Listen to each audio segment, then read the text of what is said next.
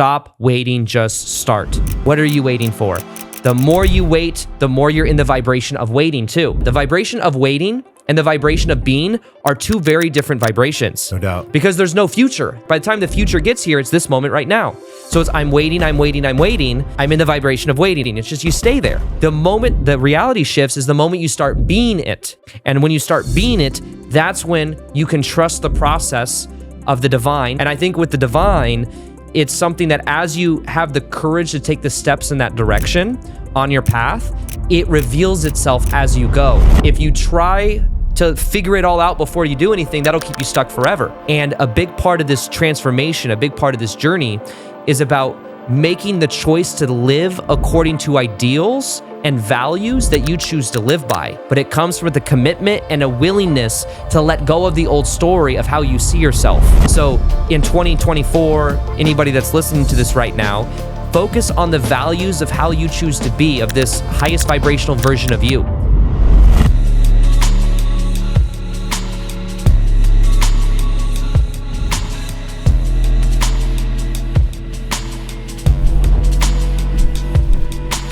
Aaron Doughty, welcome to the podcast. Thanks for having me on, Matt. Wow, it truly feels like a fucking time warp. Because I can remember like many years ago, I was in this place of my life where I was like, should I start? Should I stop? Yeah. Should I start? Should I stop? This is the first episode of the entire new year, which is so amazing. Episode 600. Awesome. I'm really like pinching myself. Well, congratulations on 600 episodes as well. Thank you, man. Thank you. I'm pinching myself because there's a part of me that's like, wow, what if I never started? Yeah. Like, what a loss that would be to myself, to my soul, to this audience, to the world if I didn't actualize my gifts. Right. So it's a really special jumping off point for this conversation, man. Over 2,000 plus videos that you've done on YouTube, and probably by now close to 2 million subscribers. Like this little clip that I found in preparation for the podcast, it was you saying like, okay, well, stop waiting, just start. Yeah. Literally stop waiting, just start. And I thought, what a great way to start the new year for all the people that are maybe facing themselves for like the 20, 30, 40, 50th time. Yeah. Do you remember when that concept came online for you? Like, I'm not waiting anymore. I'm literally just going to start. Yeah, and think about this too. Like you could have waited to start, and this would be episode maybe 240 or something. Do you know what I mean? Like 12, maybe eventually with your path, you would have started regardless. But the fact that you started when you did start is a reflection of where you are now. And same for me. Like I knew back in 2017 when I made the choice in February of 2017 while working my 9-to-5 job selling women's shoes, I made the choice to start. And that's when things started to grow. That's when, in a way, the timeline opened up. I think about it in the form of like almost like a timeline in a way, because we get in life a reflection of who we are being. And when I was being a 9-to-5 job goer, my reality was 9-to-5 job goer selling women's shoes. I thought, felt, and acted equal to that reality. The moment I started was the moment I started to be a new version of myself. And as I committed to that timeline, as I had the courage and the fears that came up, there were a lot of fears, like I'm sure there were with you too, where once you start putting yourself out there, you're like, what will people think of me? What if I don't feel credible enough? Imposter syndrome comes up. Yes. All of these blocks come up. And normally what'll happen is those blocks will come up, and it's common to then say, oh, there's something wrong. There's this fear. When in actuality, the fear, it's never going to go away. It's just as you move through it, your sense of what brings you fear kind of expands. So it almost expands to include that. So for me, when I started stepping into that version of myself, it's like I started to redefine myself. And as I started to learn and break through the blocks in the stories, like I don't know how to edit, I don't know how to do this, what'll this person think of me, all of these things. As I committed and had the courage to do that, it began to redefine myself in many different ways. So for me, the exact moment was also something we were talking about a couple minutes ago before the podcast started, was like the moment of what drove me to make that decision was probably pain. It was the pain of me realizing how similar my childhood dynamic was to the 9-to-5 job that I had. So growing up, I had control in my life from 7 to 15. Had an ex-stepmom that was very controlling. Weren't allowed to have friends. My brother and I had to earn going to school activities. We would like sneak food just to get enough food to eat because we were given like a bowl of cereal in the morning, TV dinner at night. So we were very malnourished. When my dad divorced her when I was 15, my brother and I gained like 20 pounds basically within like 3 months, you know? Oh. But that control, and here's some interesting things too. Life wasn't fair from 7 to 15. My dad divorced her. All of a sudden I had all this freedom. There's something, a little bit of anxiety that came with that freedom too, for some reason. It was like Stockholm syndrome. Well, then the managers and the place, like the place I worked was just Nordstrom's in women's shoes. And then I went to Barney's New York in women's shoes. And those are pretty much my 2 jobs before I went full-time on YouTube. The managers at the job that I had were controlling. You had to suck up to get the schedule that you wanted. In the same way with my ex-stepmom that you had to kind of suck up if you wanted to go to like band camp or some shit. It was like the childhood dynamics were so similar. And I was aware. I was like, whoa, I'm like walking on eggshells around management. And it was corrupt too. Like when I was at Nordstrom's especially, if we were to go up to the HR and say something about the way that we were being treated by the manager, and she should have got fired way before she did. But for the things that she'd make people cry, the way she would talk to people, if we went up to upper management and said anything, we would get in trouble. We would get it would get it even worse. One lady went up to HR once that I worked with, and she started getting closing shifts every single day, which is the worst shift to get. Oh, yeah. It's commission job, so the close wasn't good. So she would like tattle, I guess, or tell HR. She then got caught, and she was protected by upper management, this manager. So what would happen is they would then get it worse, right? When I was 7 to 15 years old, if we were to tell someone about what was happening in the household, we would get in trouble. We'd get it even worse. So I'm like starting to become aware. I started meditating, started becoming aware of just how similar it was. And I woke up to that. And then what happened is I got in trouble for something where working at Barney's New York in women's shoes, it was so slow that a lot of us we'd go it'd be for like 5 hours, not a single customer would come on the floor. So sometimes we'd go into the back stock room and we'd be on our phones, and one person would be on the sales floor and one person would be in the back. So the floor is still being covered. I was in the back on my cell phone once, and we all were a lot, and we were actually encouraged to do business out of our phones. So it was kind of this weird thing. But basically what happens, I get brought up to the managers, I get called up to the office. The store manager, the HR manager, and my department manager are there, and they have this projector up on the screen. And hey, Aaron, we want you to watch something real quick with us. And I'm like, okay. I knew I was getting written up for something. And basically what they did is they had like a 10-minute video of me on my phone. And the camera was going straight down, and you could see what I was scrolling on Instagram with. You could see that I was scrolling on Instagram. And for the first minute, I'm like, okay, I get the point. You guys can write me up. Like, I guess I wasn't supposed to be on my phone, even though we're supposed to be on our phones, and if someone was on the sales floor, you can still write me up. And they're like, no, we want this to sink in for you. So they wanted me to sit there for another like 10 minutes and watch in silence this awkwardness as I'm like scrolling through Instagram, as they can see what I'm scrolling through on Instagram on this camera. And in that moment, it was so painful. And I felt so belittled. And I realized that this is also the way I was treated growing up. There's this like kind of background correlation there, that in the moment, what I decided in 6 months from now, I am not going to be talked to like this ever again. Like, I will do what it takes to where I don't ever have to get talked to like this again. I will be my own boss. That experience right there was one of the motivating factors where I realized I do not like working for someone else. And working for someone else isn't the worst thing. I realized, I had a commission job because I liked having somewhat control over my paycheck. I never liked like, this is how much you make and this is how much you'll always make. Sure. But it was interesting because the moment I decided that was the moment things started opening up for me. And then as I was on my spiritual awakening journey and I was watching YouTube videos of other creators that had already started, I'm like, why not me? That was the first thing. It's like, why not me? Like, of course, I'm like, well, that's this person. That's Ralph. Who were you watching? Who was it? Ralph Smart. At the time, it was Ralph Smart, Teal Swan. They're like Teal Swan, yeah. Yeah, they've been in the game a long time. So back in 2012, all the way to 2015, 2017, they were like in the space.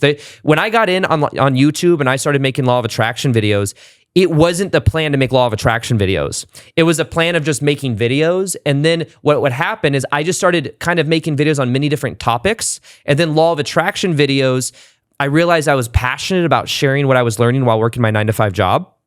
Because I started, every day I went into my commission job, you start at zero. So every day I get to practice the law of attraction. And I notice patterns. If I go in and my intention is to make money, and I want to make $5,000 in sales because that's $500 a commission, if I have that intention, or if I have the intention of adding value and having fun and connecting with my customers, I get a different result.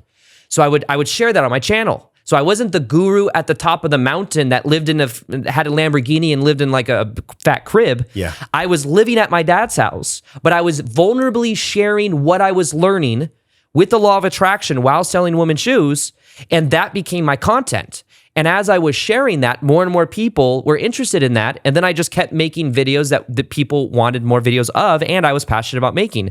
And it kind of took on a life of its own through starting. So when I started my first video ever, it was on like how to find your purpose or something. And in the middle of the video, or at the very bottom, it says first blog post. The only reason it says first blog post is because I didn't know how to edit. And I almost wasn't going to put the video up because I'm like, it says first blog post. It's embarrassing. Yes. So instead what I did is I said, screw it. I'm starting anyways. And every day I'd made a video because I committed to making a video every single day on YouTube, no matter what, back in February of 2017. Within 3 months, I was, my YouTube channel started to pick up. Within 6 months, I had 100,000 on YouTube plus. And in August of 2017 was when I put my 2 weeks in at my 9-to-5 job. My last day of work was the Conor McGregor Mayweather fight. I don't know if you remember that, the boxing fight match. Yeah. I lived in Vegas, born and raised. So like at working on the strip, It was in Vegas. So it was going to be busy and it was commission job. So I said, I want to work. So before I put in my 2 weeks, I scheduled a month before to get that data open so that I could, my last day was the Conor McGregor Mayweather fight. 2 weeks before that put in my 2 weeks, and that was a huge moment for me, was going in, and my managers and people kind of knew I had a YouTube channel because they could, like, it was kind of getting around that I did because I was starting to grow. I had like 50, 60, 70,000 subs, I remember thinking they're going to be like happy for me, you know what I mean? Or like they're going to care at all, but I remember going in, I'm like, just want, I'm putting in my 2 weeks. Here's why, and one person was, but everyone else was just like, you're not. It was almost like you're dead to me. You're dead to me kind of energy. And I'm like, okay, well, I'm done with this energy, But anyways, so what I did is my last day was the Conor McGregor Mayweather fight. I opened that day. I think I sold $6,000 worth of shoes, so I made like $300 or something like that, or. Actually, that was a smaller commission than Nordstrom's, but it was something, I made good money and then went to my friend's house afterwards, watched the fight, and that was my last day ever having a 9-to-5 job. But that kind of like process for me was fueled a little bit by the pain of not liking the situation I was at. Yeah. And also being able to see if I don't start, if I stay where I'm at and I don't start, my future's looking at me like right in front of me. The people I worked with that sold women's shoes, they're awesome people, but most of them didn't want to be there. They were 50, 40, 30. I was like 28 years old or 27, 28 years old when I went full time. So everyone I worked with was in their 30s, 40s, or 50s. Only one person loved selling women's shoes. And guess who that was? Al Bundy. Yes. The top salesperson. Because he enjoyed it. Yes. Yeah. She enjoyed it. She loved it. She was super passionate about it. Whereas everyone else was just there because they felt trapped. Like they had to. Yeah. That's all they knew how to do. Oh, so good. So it's like, yes. I was looking around and I'm like, if I don't start, this is what happens. And you want to know partially what it was too? Now that I think about it, there's a book that Gary Vaynerchuk wrote called Crush It. Mm-hmm. And it was all about like, it was just the hustle mentality that I needed to hear because I was like, for years, this spiritual guy that was like studying spirituality and stuff and meditation. And it was like this think better thought philosophy that I was trying out, like think about it, but nothing was happening. And then what I needed to hear though was to crush it, to take massive action. And then in 2017, I started taking massive action.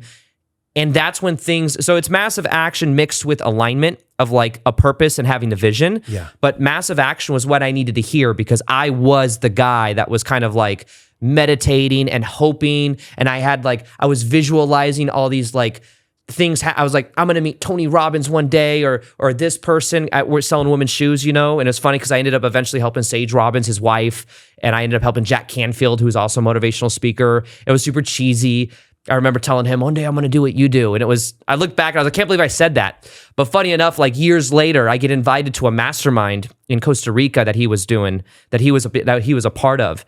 And I remember thinking to myself, man, things have come full circle, because I was like, I'm that cheesy guy that's like, one day I'm going to do what you do. And he gave me his card and was like, he teaches like people how to speak or something. He gave me his card and said it was like $20,000 to go to Scottsdale to do this. I was like, I don't have $20,000. I'm not going to do that. I ended up not doing it. But I remember that experience and just like how I really thought like someone was going to put me on, or it was like this fairy tale idea, not realizing that it's all about who you become in the process. So because of that, though, I had to let go of a lot of the visions, the ideas. There's people that want to manifest the lottery and all these things, and it's like so far off from like what we're actually, I think, meant to be doing, and the person that we become in the process of starting.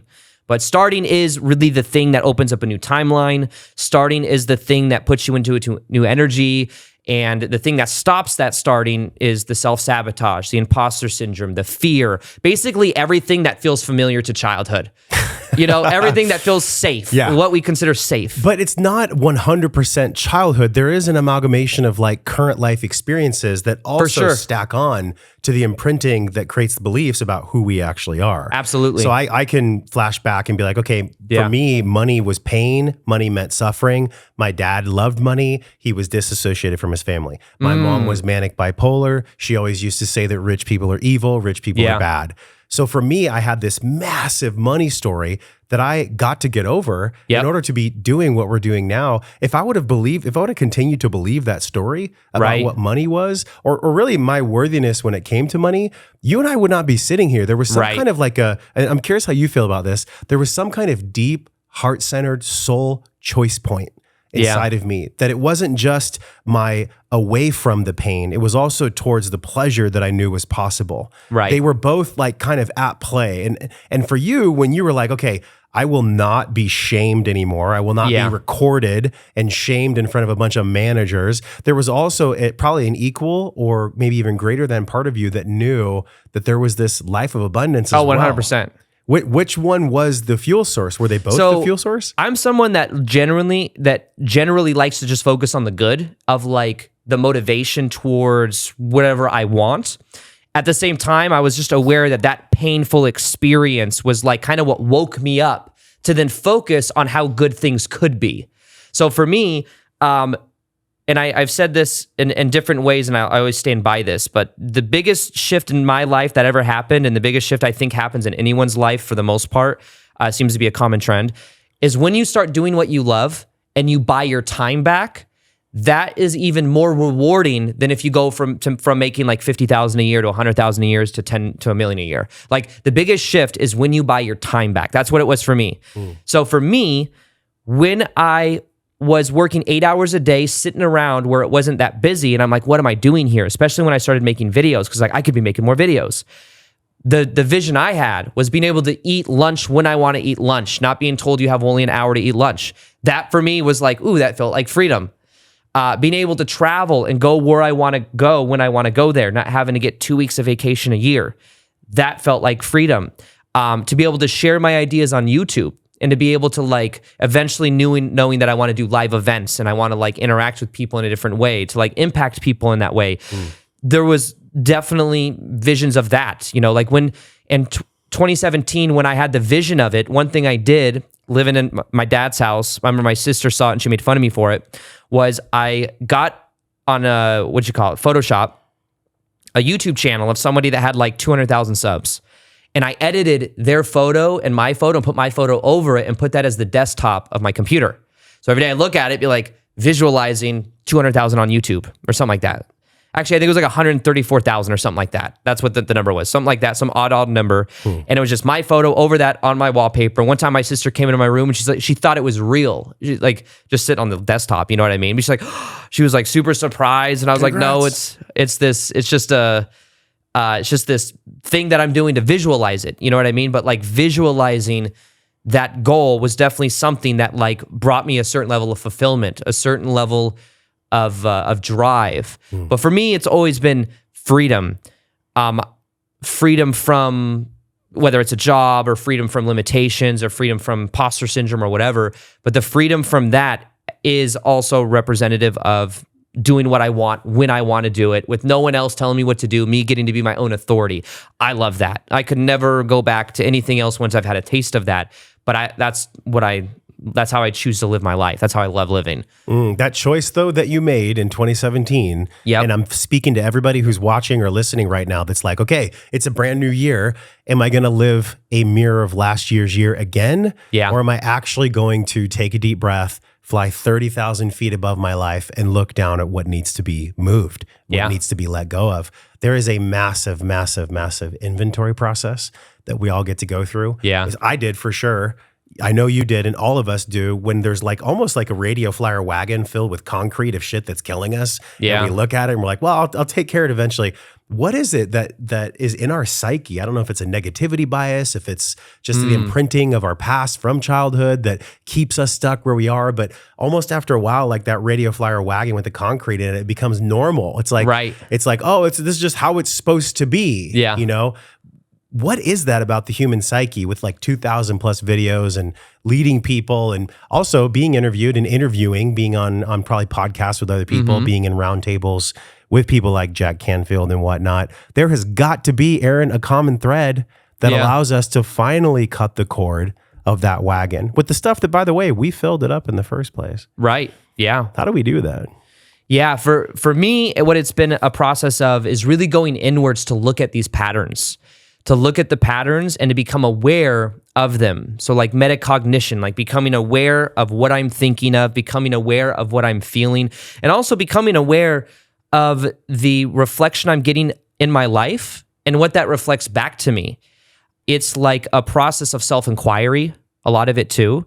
Like I remember even with the whole 9-to-5 job situation, I remember realizing that I had this like big resentment towards my childhood because of 7 to 15 thing and the ex-stepmom thing, but then realizing that there was always a level of control in my life that was there until I became aware of it. Once I became aware of it, it's like the spell started to break. So it was after my ex-stepmom left my life at 15, I had a girlfriend in my life, an ex-girlfriend for 5 years.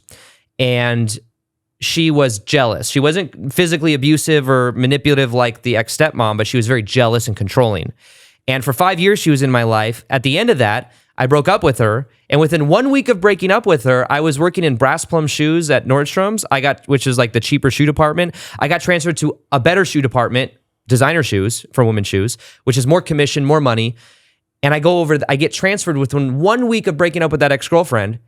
And then I go to a department where that manager was the one I was talking about, where she was controlling, manipulative, and protected by upper management. So I remember looking at my past and noticing a core thread of these different patterns and then asking myself, what about this is familiar for me? Must be a familiar energy. And the thing that got brought back to my mind is there was this moment back when I was 15 years old when my dad was divorced from my ex-stepmom, where we had just moved out of this house and we went with my brother and my dad and we lived in this like small 2-3 bedroom house. It was a 3-bedroom, 1,100 square foot house with my grandparents, with my sisters and my dad and my brother. And we were just living there until we found another place where we figured out the divorce stuff. We go back to the house that I like grew up at to get our clothes. And I remember in this weird moment, my ex-stepmom and her mom were like throwing their clothes at my brother and I in the dirt and stuff like that. And it was like this dramatic thing. But in that moment, what was really weird about it is, as dramatic as that was, the memory of like me being in that house with my brother and us having to sneak food, or us having to like sneak watching television, where one of us would have like our finger on the remote control where it said previous channel. So if someone came home from work, we would push the button back to the channel it was on so they didn't know we were watching television. We'd throw the remote and run outside.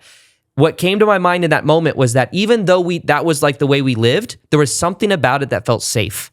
And that's what they call Stockholm Syndrome. So in an interesting way, when I was 15 years old, I was allowed to have friends all of a sudden. I went from being allowed to have no friends to all of a sudden being allowed to have friends, being allowed to watch television, being allowed to eat enough food and have second and third helpings, being allowed to go to school activities, not having to earn it. It was like a whole new world. But with that whole new world came anxiety. And I remember that anxious feeling. It was like there was a part of me that preferred to be with my hand on the remote with previous channel, like in that because it felt safe. It was the known. And in a weird way, once I had my spiritual awakening in 2012, I looked back and I could see that I always had someone in my life to give me the parameters of control, even though it was no longer my ex-stepmom. I could see that it just different people, I would attract this into my life because it felt safe. It felt familiar. Yeah. So the process for me has been a lot of looking at the patterns in my life. Like somebody, let's say, and does it always come from childhood? I don't think we need to be like Sherlock Holmes, like going into our childhood and looking for problems that may not even really be active anymore. But in general, it is interesting to me that a lot of the patterns I notice in people's lives, whether it's people that watch my YouTube channel or my own lives, there's a reflection from childhood that it comes from. Like when you were talking about, the money beliefs from your parents, even though your dad really liked money and that made him emotionally unavailable or disassociative because of it, there were still meanings that you derived from that experience that came from childhood. Sure. Right? Of course. Even though it evolves as you go on, as you get older, you evolve your sense of identity, your sense of what money is through reference experiences. But I find that a lot of times, unless we do the inner child work, or there's like for my case, there was like an inner child part of myself that felt very scared to like be in the unknown. That felt very scared to express themselves because I was told children are meant to be seen and not heard growing up, So like there was these aspects of myself that I could tell were kind of frozen back in time. So for me, it's been a process of just becoming aware of the patterns, whether it is in my childhood or it's in my immediate life. Like if someone's a people pleaser, for example, probably maybe did stem from childhood sometimes because people pleasers sometimes come from parent pleasers. Yeah. But nonetheless, it's like, why am I changing myself to make someone else happy? Why am I being fake to like get someone else's validation or approval? And we don't ask ourselves the questions like, why do I even want their validation or approval? Yeah. What does their validation and approval mean to me? Can they even really give it to me? And these are things that as we start to ask ourselves, we start to kind of unravel the belief systems, because at the fundamental core, I believe that our beliefs create our reality. So getting to the core of those beliefs are where the power is. And those beliefs a lot of times are stemmed from childhood in the sense that we adopt the belief of our parents. Many of the patterns we have, we adopted from them subconsciously. And we either reject it, sometimes we reject it, sometimes we embrace it, and sometimes we're not even aware that even if we reject the patterns they have, we end up still kind of carrying that energy. Well, because literally, I think it was Confucius, if you hold resentment, you're the one getting burned. Exactly. So you're actually attached to your dad, to your mom, to someone else because you're the one holding it. It's burning my flesh if I'm choosing to hold the hot stone. Yeah. And that's the trippiest part about most things that you've said ring so true, but I want to like challenge you because it's fun. Yeah. There's so much about childhood being like a permanent imprint. Do you believe that because of neuroplasticity and also your own training, that we fundamentally can change it permanently in the other direction? So for example, if somebody has been through severe sexual trauma, severe physical abuse, severe mental abuse, I mean, you shared what was real for you. And look, I'm not here to say that capital T, lowercase t trauma is better than or less than. Right. There's varying degrees of trauma, whether it's micro trauma or macro trauma. Do you think that with the right kind of support, with the right kind of healing tools, that people truly can go the other way permanently? I believe it is possible. I believe it is possible that our stored and the learned behaviors, emotions, and energies that we experience as kids that may be reverberated stories and patterns of energy in the body, I believe that as we process them and integrate them, we can release it from our field and we can become more free. And I think that when it comes to this energy as well, it's something that neuroscience is starting to look more and more into when it comes to quantum physics, where every time we look at something that happened in our past and we remember a past experience, it's like we take it out of our memory bank, we look at the memory, or what we think of as the memory, we slightly change it based on the story we have about it, and then we put it back in the memory bank. So by the time we've thought of something 10 times, 15 times, 20 times, 100 times, 500 times, it's a completely different memory than what actually may have even happened. So as we do the inner work in the present moment, what gets interesting to me and kind of the work of where my content's headed nowadays is a little bit different than kind of the traditional route, where I'm really looking at what quantum physics is showing us about the present moment right now, which is that right now, this moment exists. And every time we connect to the past, what if the past isn't as solid as we think it is? What if there are an infinite number of what quantum physics is showing us? There's an infinite number of parallel realities that exist. There are many different timelines we could experience in the future, but by the time it's the future, it won't be the future. It'll be this moment right now. But when we start, we kind of activate that timeline to come into our awareness. But what if in a similar way, as we change in the present moment, we also change the past that we connect to? We think of our past as this solid thing, but there may have been us that had many different versions of our own past. So in an interesting way, that's something I'm kind of playing around with now in especially guided meditations, because guided meditations for me have been one of the most powerful transformative thing that I've either experienced myself or I do with group amounts of people. One of my favorite things to do is live group meditations with hundreds of people in a room. There's something about the energy of it. There's something about the belief of it, the mind and heart coherence of it that just has this effect that creates a safe container where people just start popping. And these like miraculous things happen where people say these crazy, like they have crazy transformations. And it's just, I believe, from the safe space and the open of possibility of what could happen in a meditative state. But nonetheless, the way that people relate to their past can change dramatically based on meditation, energy, emotion inside of the body, but also reframing and recontextualizing, which is kind of a mental thing that sometimes I think it is like a very much a body thing, which is why breath work is so powerful, because when you release it, I've had experiences where when I do breath work or when I get certified in breath work even, I had crazy life-changing things happen afterwards as I released energy that was inside of my body that I believe came from my mom's side, my mom's lineage of the family. Oh, this is so big. Wait, I got to stop you right here because, okay, what you're talking about is literally reprogramming your somatics so that you are integrating and releasing some of the blockages, big or small, that were potentially, even at your level, holding you back from creating. And that can definitely be something that no matter where any creator is, they can do that, because it's almost like, and I wonder how you feel, it's almost like when you start to reorganize all of the different blocks in yourself to where you actually truly energetically, physically, spiritually become a conduit that's clean and clear, then anything that is destined to happen can happen. But when you're blocked, when we're kind of like, almost like when you plug a plug into the wall, if it's dirty, no electricity will flow. Yes. So when we do that clearing, whether it's breath work or, guided meditation, I know that a lot of people in our circle have gone very deep into Dispenza. I don't know if you've done that, but I wonder how you feel about this when you reorganize Aaron, when I reorganize Josh. The world reorganizes itself around us. It's not just a spiritual concept. There is some quantum science behind it. Yes. When we change us, the world changes how it meets us. Yes. It's real. I mean, I've experienced this for sure. Yeah. What do you make of that? I agree completely. I think that it's always been interesting to me that the biggest shifts in my life have come as a result of big inner shifts within myself. And the degree to which I'm able to own a lot of those patterns as well as something that was like a perception I was seeing the world as, it's true that like our world changes as we change, which is why a lot of times people are like, I want to change the world. I want to change the planet. I want to do this or do that. But it's like they're going out to do that. And that it's not, they're searching for something that's backwards. Yeah. It can only happen from the inside out. Yeah. So I will say this as well. I think everybody has the ability to do this. But in 2017, when I started with daily videos, it was like a part of me was opening myself up to allowing information to come through because I had an intention of adding value to other people.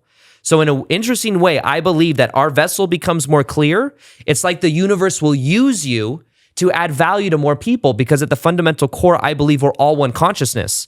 So it's like the universe goes where you can remain pure in the intention to add value to the whole. So when people ask me, especially when I started making daily YouTube videos, because I made daily YouTube videos for 3 or 4 years straight, every single day, no matter what.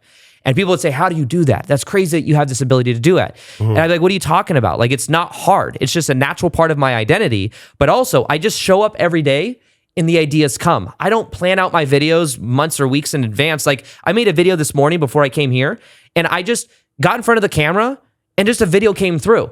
And like, it just happens. I'm not saying that because it makes me cool or anything. You've also sharpened that skill over time. That's probably a part of it as well. But even back in 2017, it's like the more I showed up for other people to add value, the more ideas were given to me.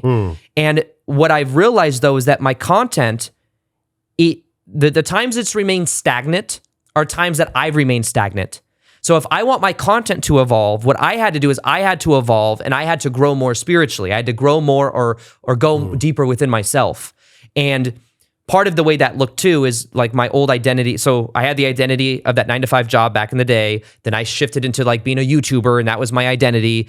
And I was making lots of videos in that frequency. But then eventually that got kind of boring, where that's all I was doing. And I wasn't really growing because I'd made so many videos. It kind of felt like clockwork. I sharpened that axe so many times. Yes. That last year, I was like, I've always known that my eventual thing I move into is live events, running live in-person events. And there were blocks to even starting that. There was like, I got to expand the team.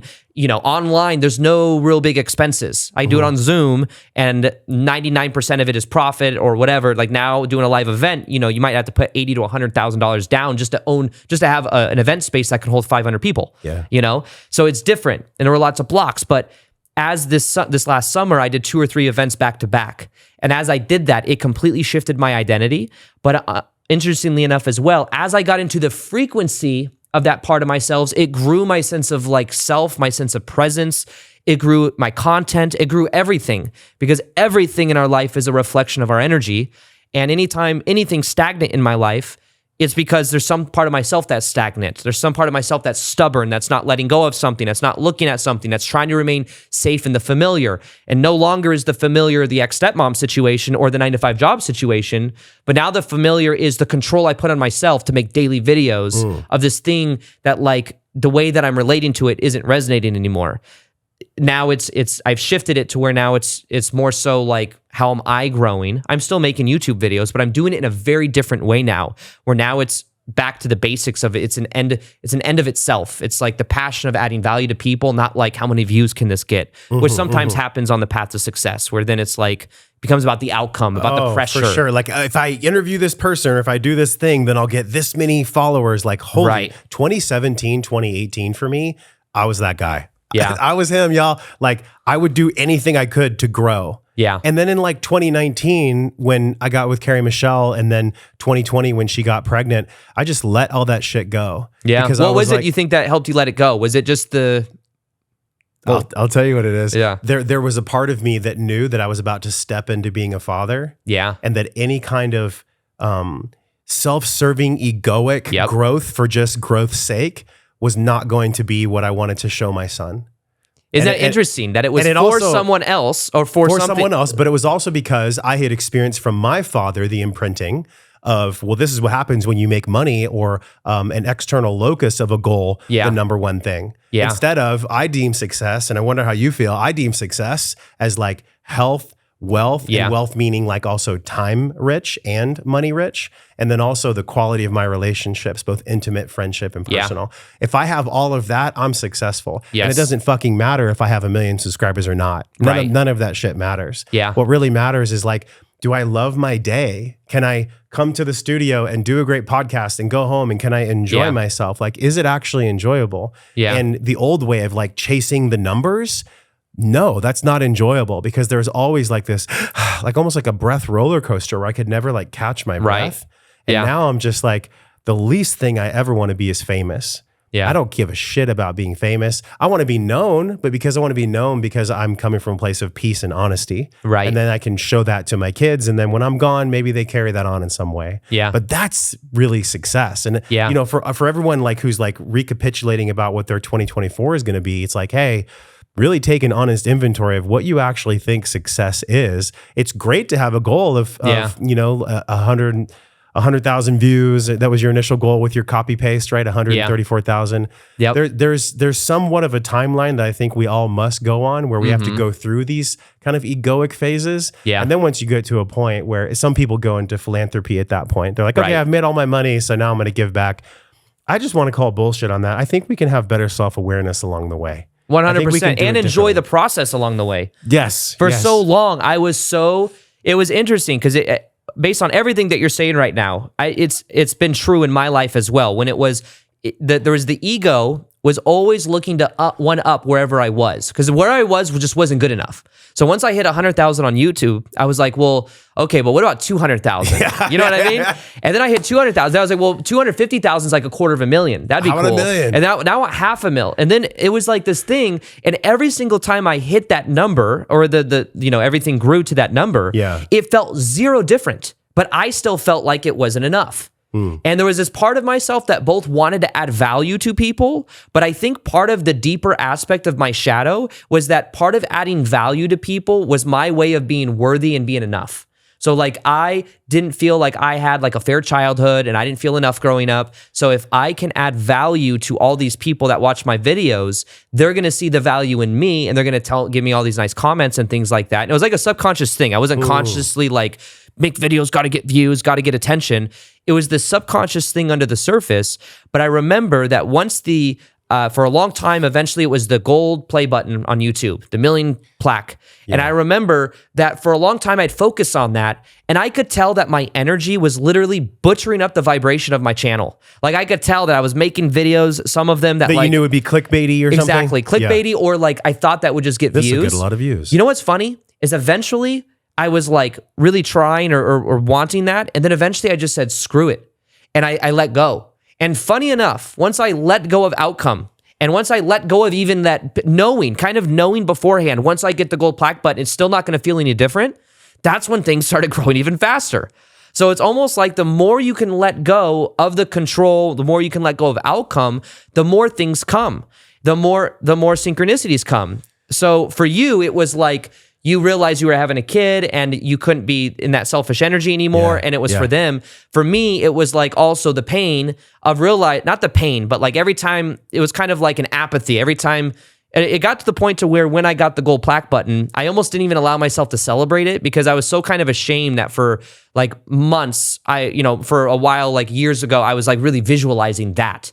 But for me, I guess that was also a symbol of the impact, because the thing I'm really passionate about, like my degree of success is, am I in the frequency of doing what I love, and does that add value to other people? Because I really do enjoy simplifying esoteric concepts that add value. So a lot of in my business, even when I'm talking to my team, a lot of the decisions we make are around, is this going to impact more people? Those are the questions. I always love impact. Like there's so many things in business I could do. Like one of them, everyone in my niche would have, like a lot of people have like, $1,000 coaching packages and this and that for like high level coaching. I don't do that because I'm not passionate about that. And I just like to impact more people. So I don't put my energy into that.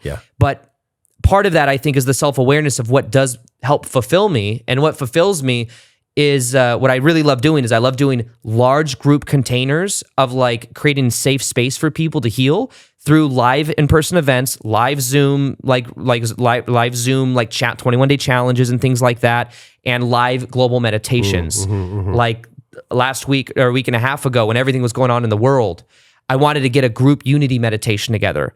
And I have this belief, or it's kind of a more esoteric concept, but the collective consciousness we're all connected to, when we bring in that, clear our vessels and bring in high vibrational energy, it comes into our reality and it has a powerful effect on not only us, but also reality.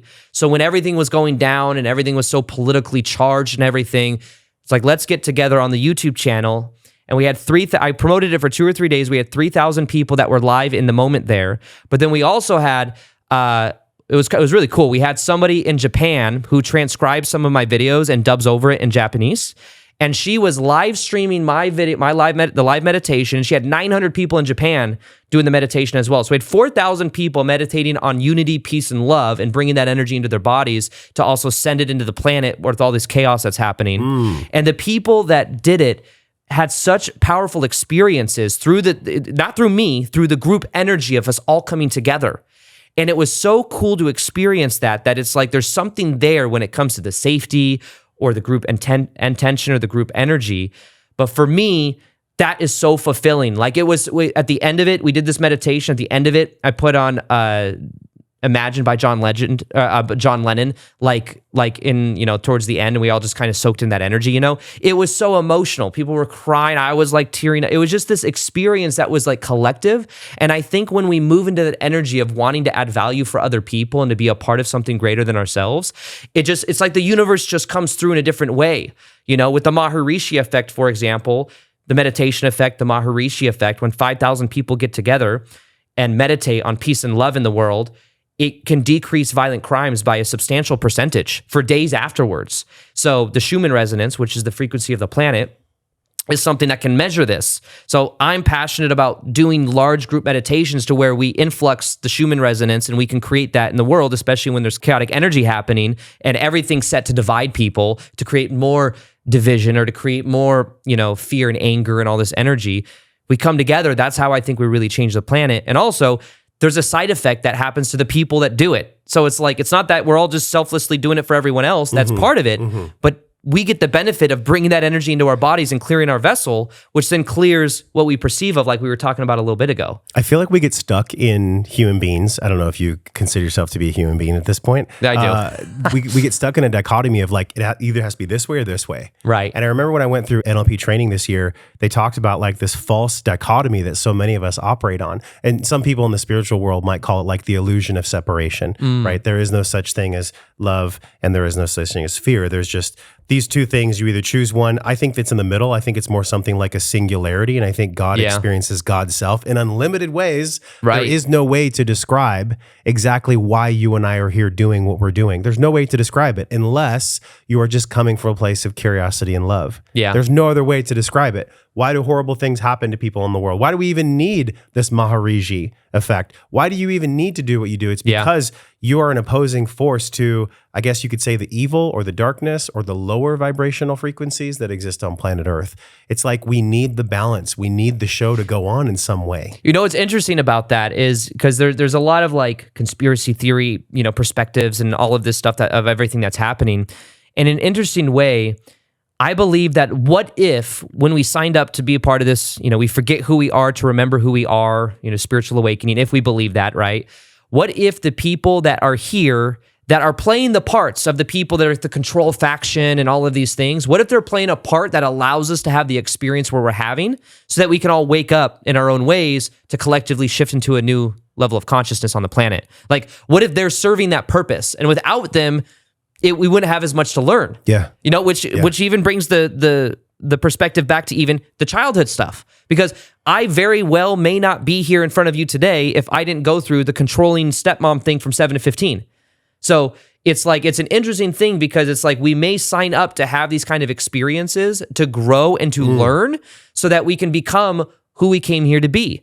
And there's no telling whether I would be or you would be here based on your past of everything you went through. Like, it's all kind of, we don't understand it. Yeah. But I think it's all part of the macrocosm, microcosm, and the same thing. They're people that are playing the parts of this control faction, of all this stuff that's happening. Maybe there's the shadow government, all this. Who knows? Like, I know there's conspiracy theories and all that.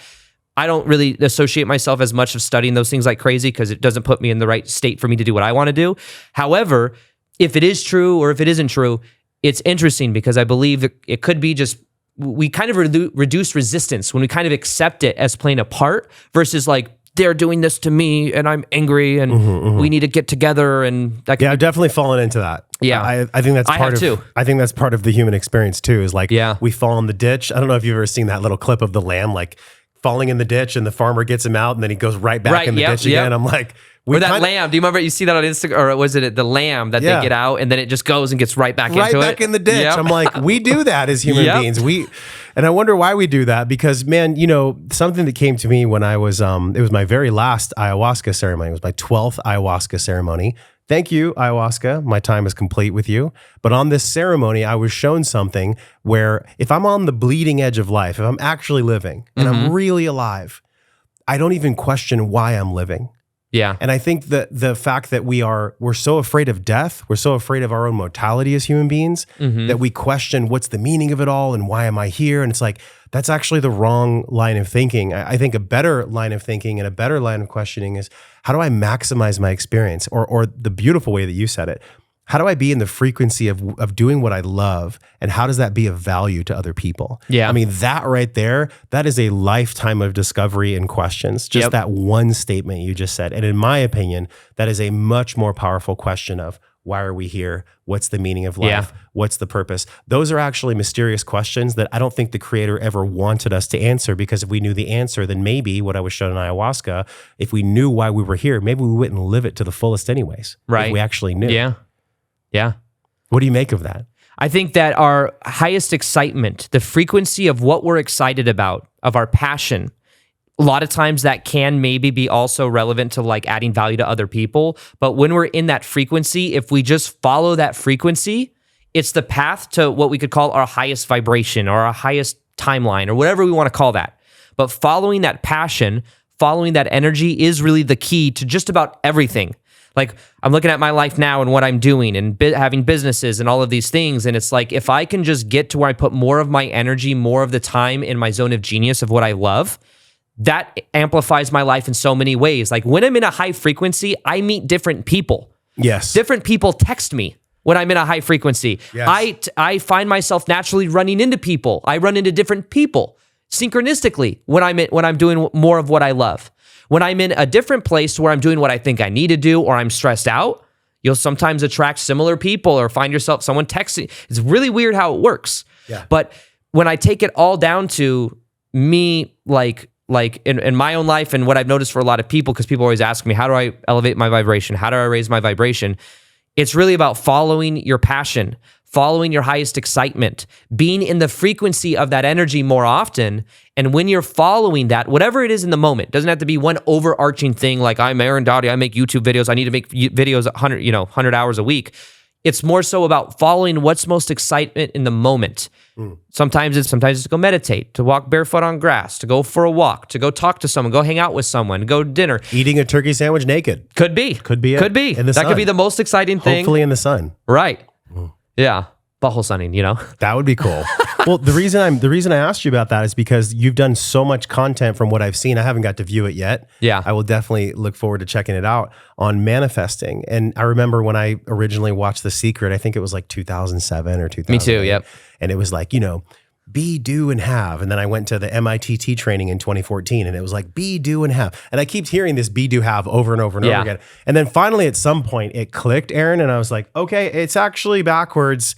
I actually need to be, I get to be the very thing that I want. Because I've heard you say this a lot. And I've also heard a couple other friends say this. And it's like, you don't get what you are. Yeah. You get how you're being. Yes. You actually get back mirrored to you energetically and also financially. Yep. And relationally and intimacy wise. Like all of that stuff gets mirrored back to us because of how we're showing up in the world. Like how we're truly being instead of just what we want or what we desire. Can you unpack that a little bit slower than you normally would? Because I think if people could get this one concept, then it could truly revolutionize their entire year, hands down. Just this one thing about be, do, have. Yeah. So for be, do, have, we get in life a direct reflection of who we are being. And in 2017, when I was explaining earlier, I was being a 9-to-5 job goer. I made the shift where I decided from this point moving forward, I'm going to be a full-time YouTuber. Not once I get 100,000 subs, then I'm going to be a YouTuber. Not once I have this number of comments or this number of videos out there, then I'll be a YouTuber. It was literally the moment you start it, the moment you are it. That was the mantra that I lived by. And that's the mantra I still live by. The moment you start it, the moment you are it. Sometimes people are like, they want to be an artist. So it's like, it's not that you will be an artist, or no, it's not that you must have the art studio, you must create art and do it for like 3 years, then you can be an artist. You take on the identity of it now by making the choice. And once you make the choice to be it, and you're being it not because it's going to get you somewhere else. I wasn't being a YouTuber because it was going to help escape me from my job, even though that was something I wanted to do. I was being a full-time YouTuber because that's who I choose to be. It's an end of itself. And a big part of this transformation, a big part of this journey is about making the choice to live according to ideals and values that you choose to live by. So in 2024, anybody that's listening to this right now, focus on the values of how you choose to be, of this highest vibrational version of you. What do they value? Now, I look at, and I was able to look at the 9-to-5 job going version of me to the YouTuber version of me. The 9-to-5 job going version of me didn't like it, but was used to and familiar having a manager tell me when to come to work and what to do. I didn't like it. I would resist it, but it was familiar. Was that version of me. The YouTuber version of me had to be self-motivated. The YouTuber version of me no one was going to tell me, Aaron, you got to make a video today. It was a commitment I made to myself and my own level of integrity that I'm going to make a video every single day, no matter what. What happened is through those daily videos of making those, it began to change my sense of identity. I started to see myself differently. I'm like, oh, I'm actually a hard worker. And I'm someone that could put my mind something and then do it.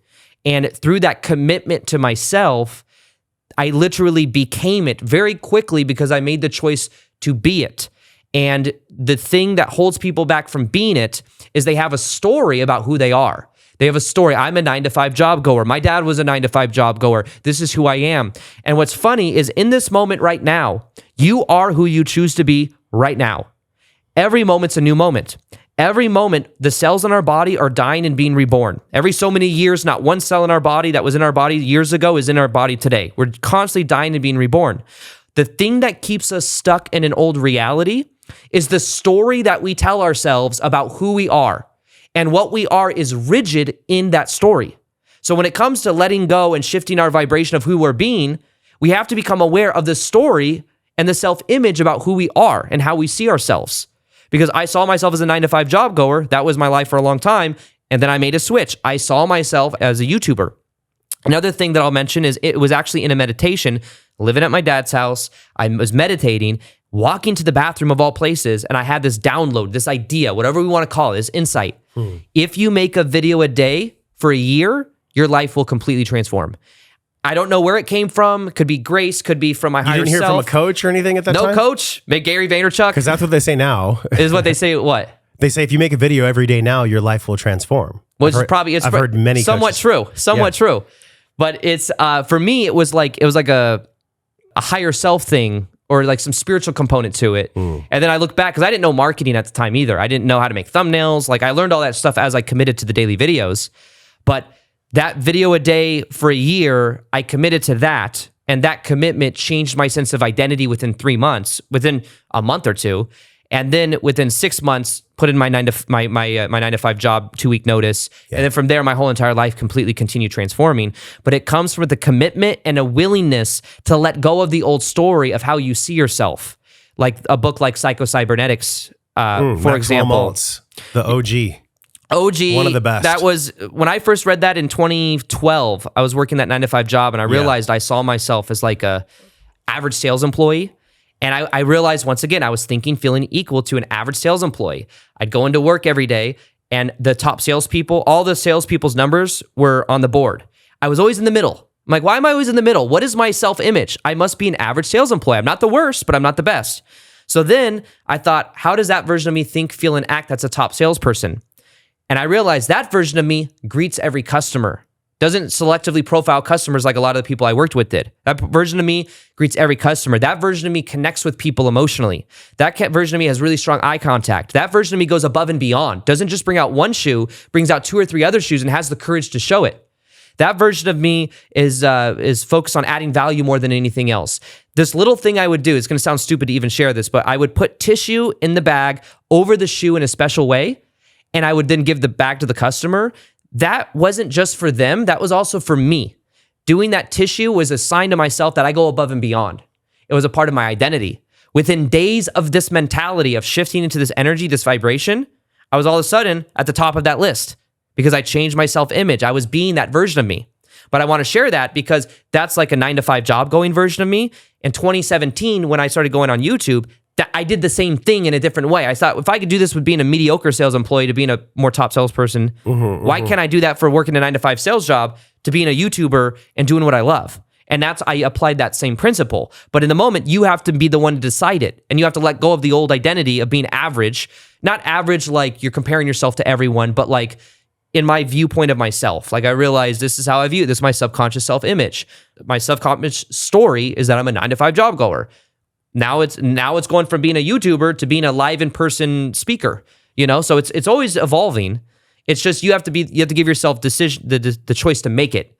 And that for me has always been the shift, is letting go of the old story. By looking around, you can see what it is too. Like, what is my story? Well, if you have a 9-to-5 job and you don't like it, it's probably that you have to have a 9-to-5 job, and that's what you believe you need to be in. Well, and also that 9-to-5 job can be a perfect catapult for doing anything that anybody wants, as long as, and this is what I heard from you, as long as they do it at a level of excellence, like with the tissue paper Yes. you talked about. Yeah. And I just had, shout out to Marquetta on our team. I love her. She does an amazing job. She's watching this video with us right now.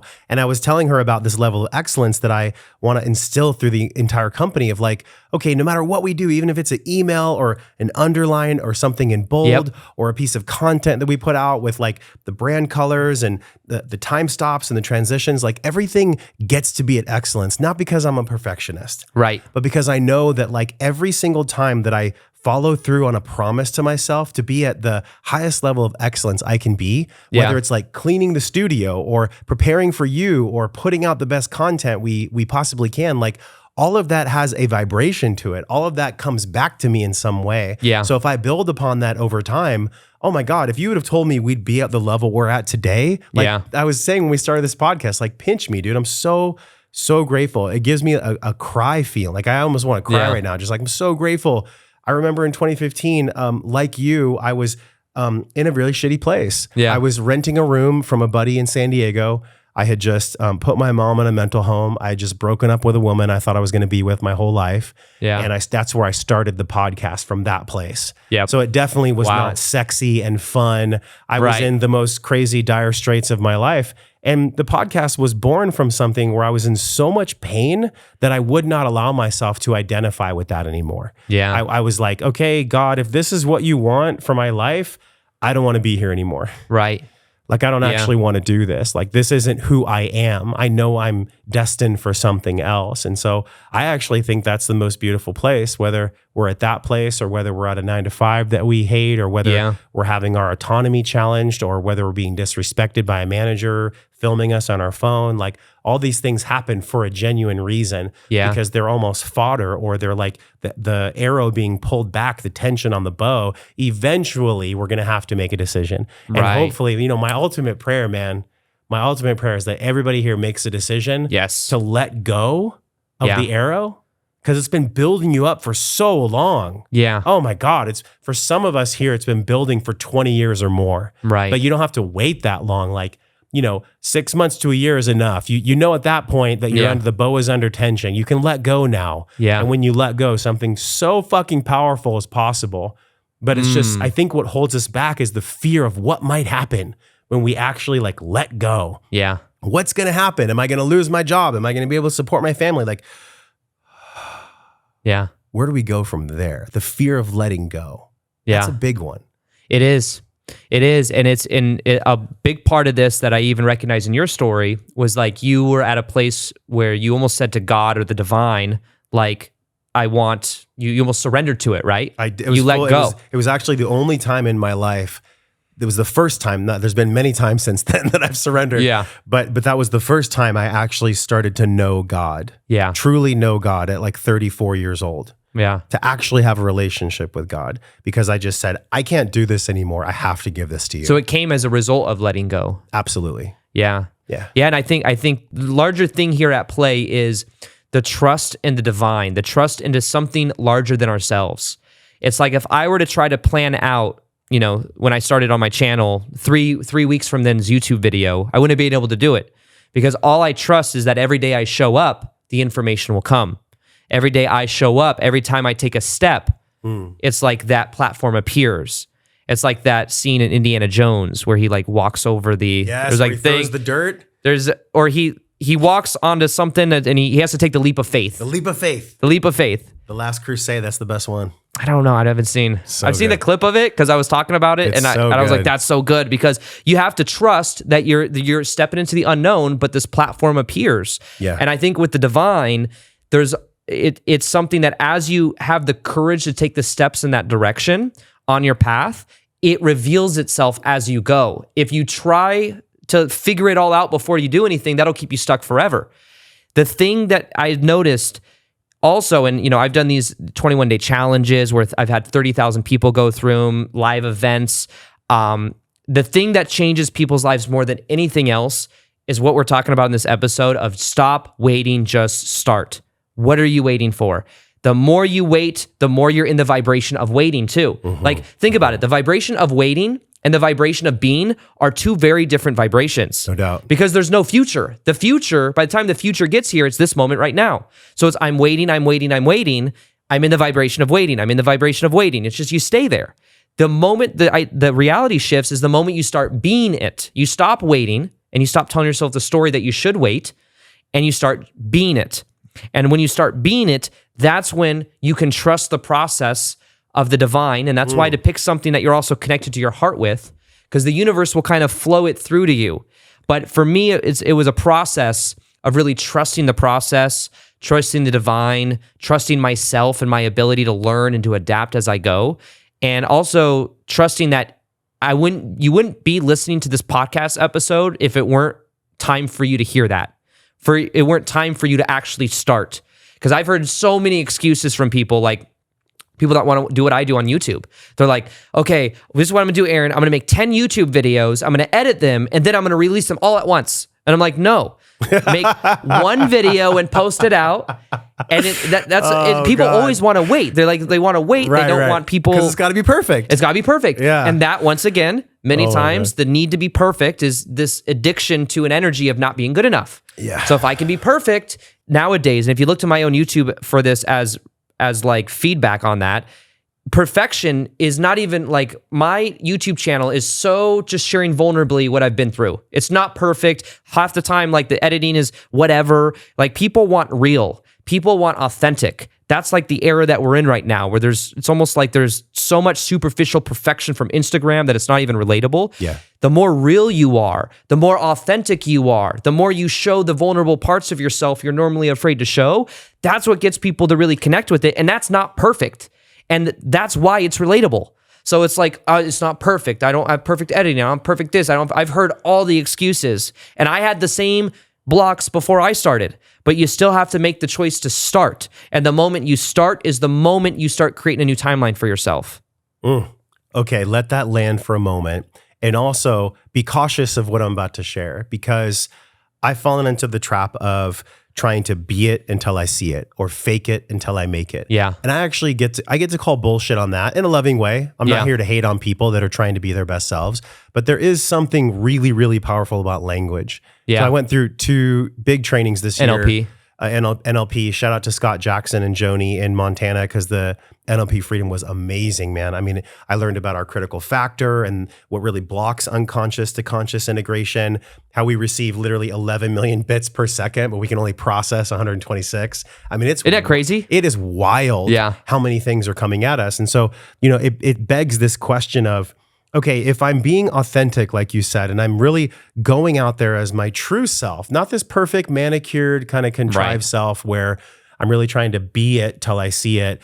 I want to caution everybody, and I want to get your advice on this. Like, how do we actually go and do the thing and be honest about where we are so that we're not being unconsciously off-putting about being something that we're not? In other words, like, okay, my coach that I paid $10K to, he told me or she told me that I'm going to be it till I see it. So, this is what I'm worth now. I'm going to charge $333 an hour.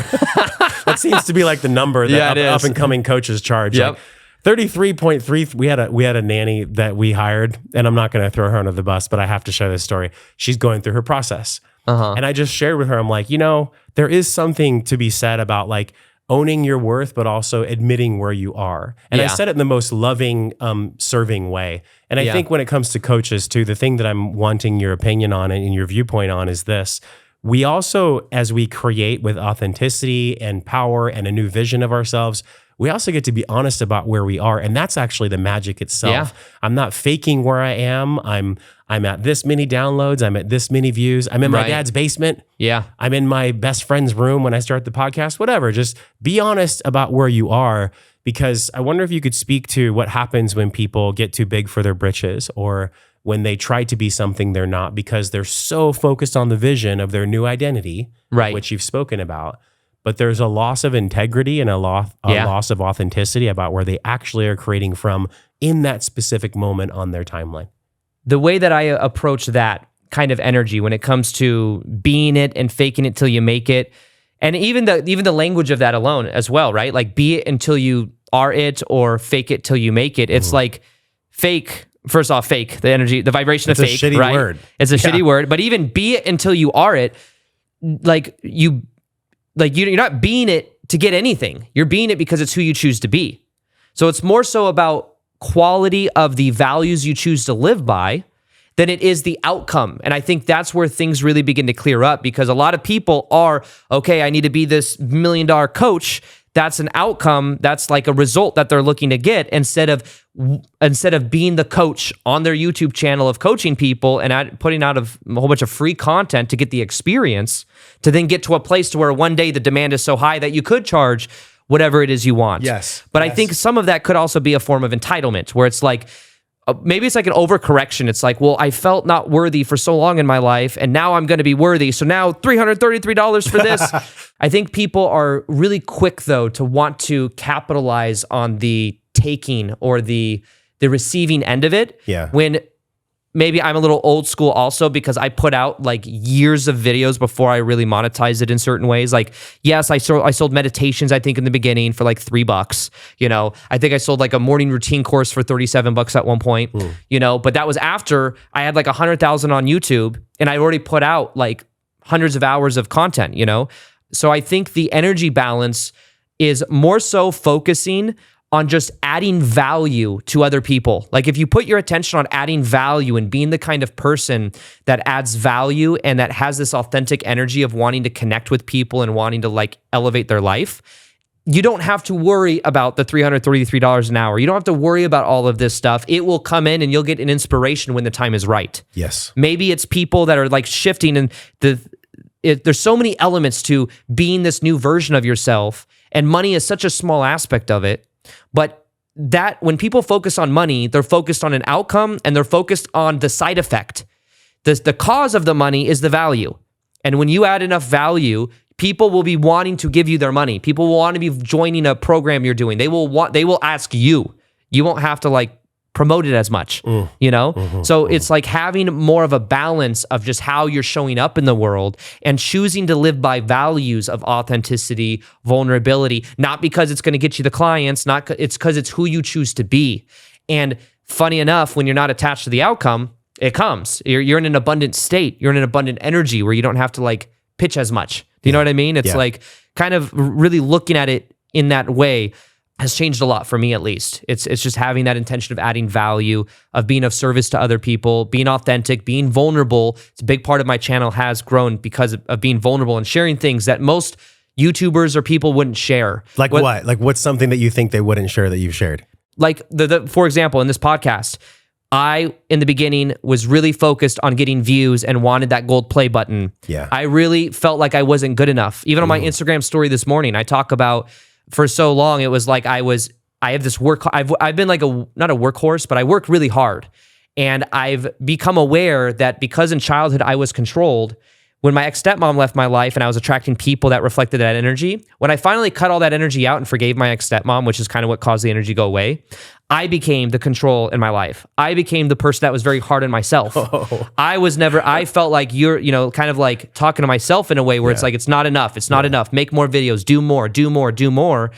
And I've realized that a lot of that work hard mentality, I have sometimes a challenge just chilling out, just going and like doing things without having, and like most of my friends are people that are like, I talk business with, stuff like that. And there's a part of myself that sometimes feels like I don't have as much fun as I could. And my fear is that in 10 years from now, I'm going to be on the perceived mountaintop of whatever my ego desires, but then I'm going to feel like I didn't enjoy it as much along the way.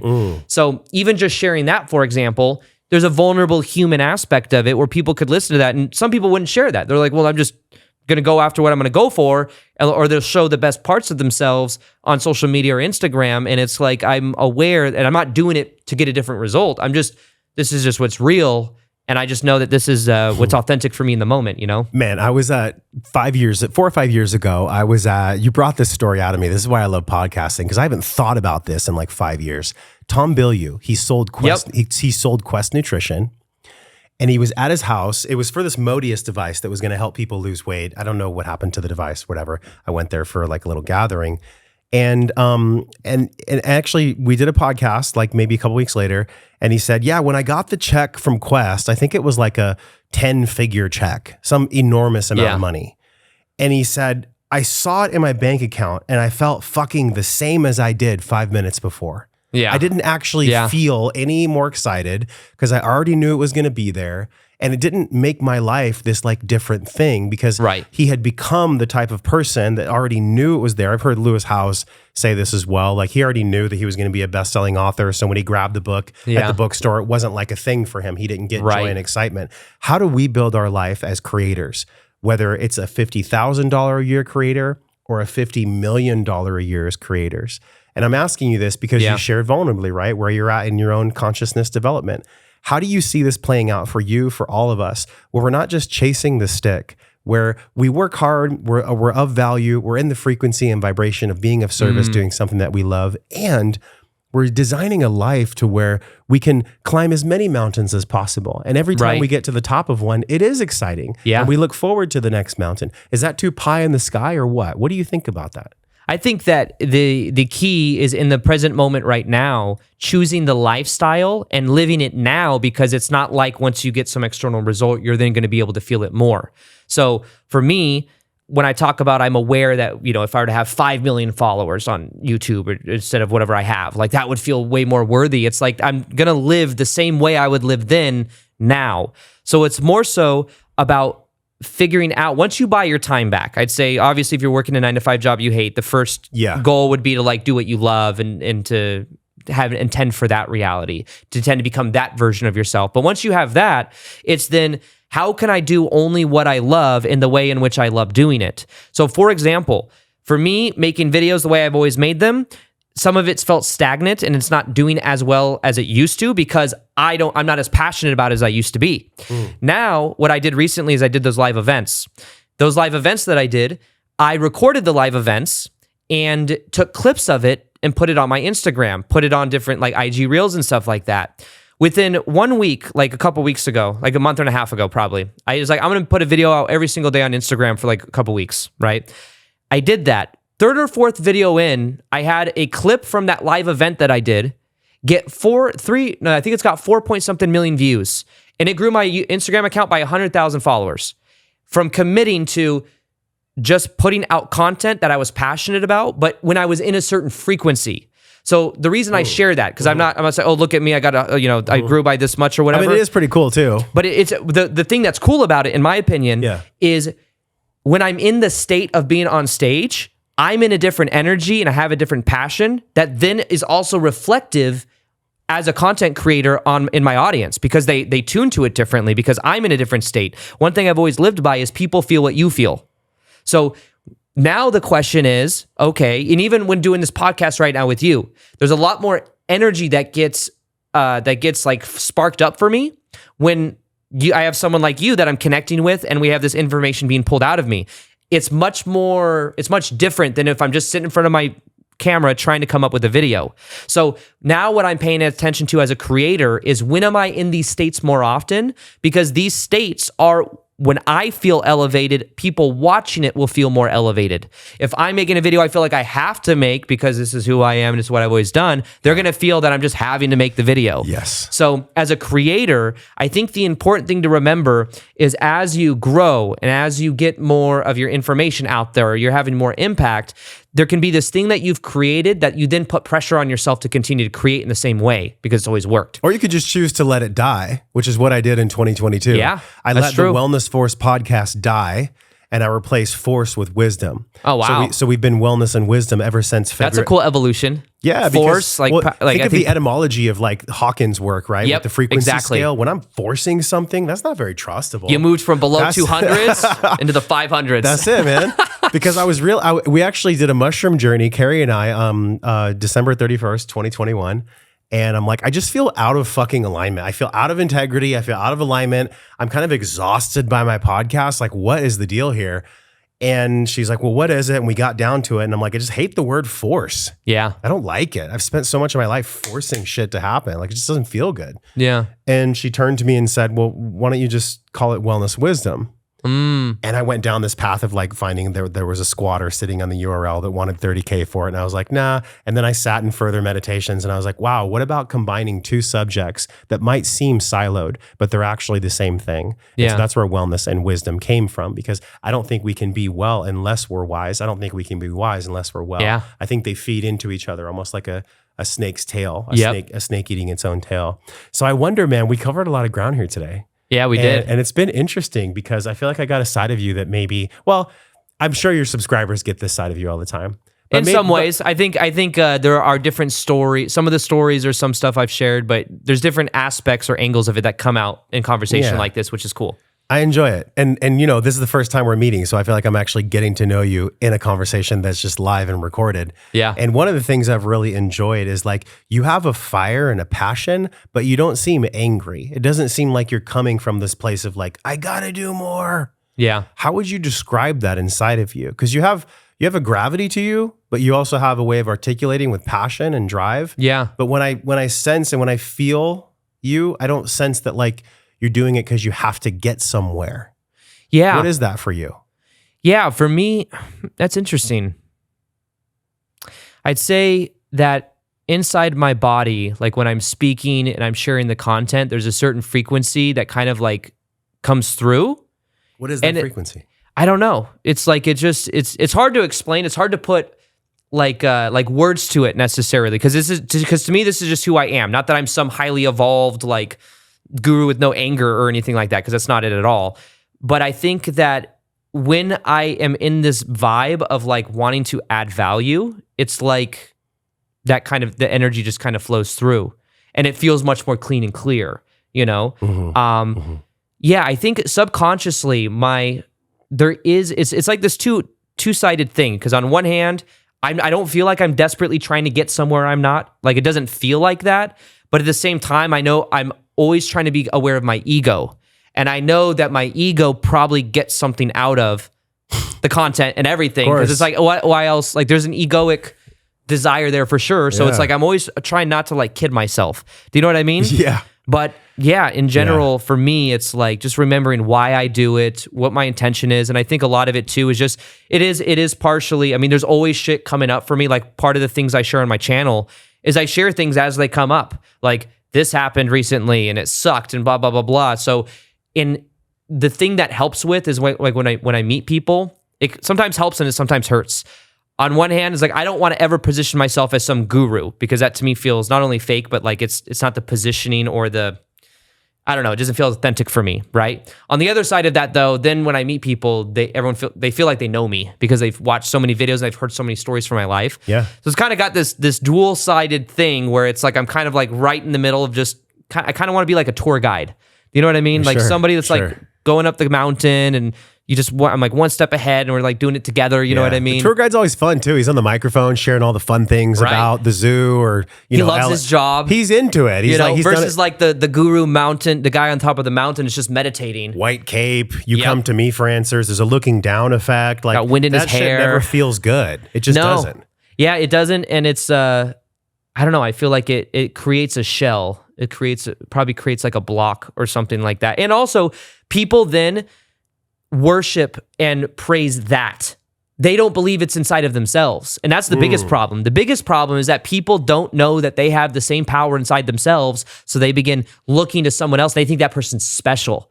And one thing I try to always keep my ego in check. It's one reason that I think I drink plant medicine a couple times a year, because it helps me to just really remain as humble as I can be when I am like interacting with people, and then also with the way I see myself, because I think people get into trouble when they're in a position like I'm in with like a YouTube channel and people that like look up to what I do. You could surround yourself with yes men. Nobody would ever challenge you. Right. Exactly. There's a lot of people like that in Austin now. Yep. It's a common thing, and I can see why. I mean, they surround themselves. They build an entire community around themselves. Yep. Business, personal, even plant medicine community. Yeah. Where everyone's just always agreeing with the person. No one ever challenges the person. Yeah.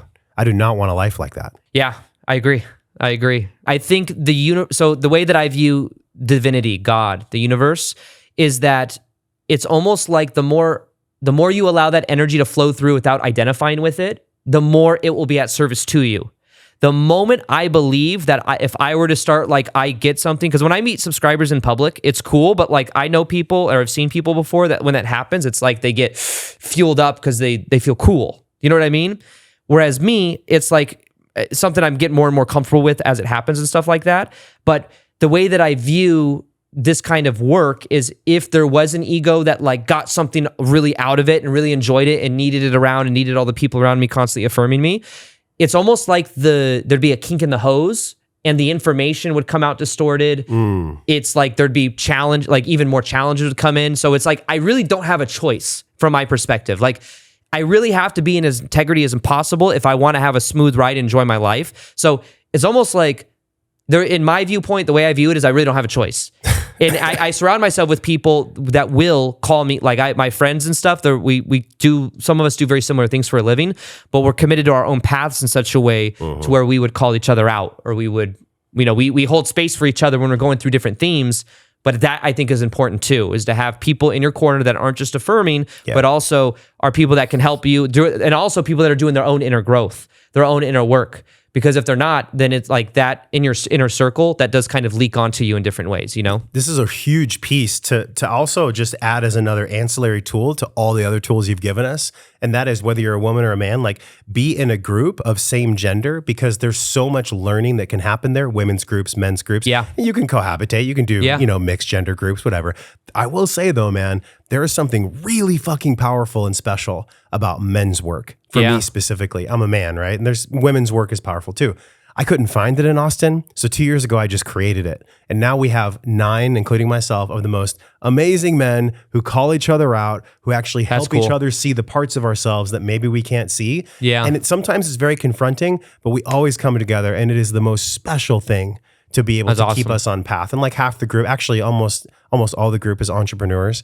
And so we all figure out, hey, are we being our most authentic self, or are we bullshitting ourselves? Right. And it could be about women. It could be about business. It could just be about a story we're telling ourselves that isn't true. I can't tell you how many times I've like cried or laughed at myself in a men's group because I realized what I just said was total fucking bullshit. But at least I had the courage to say it. Yeah.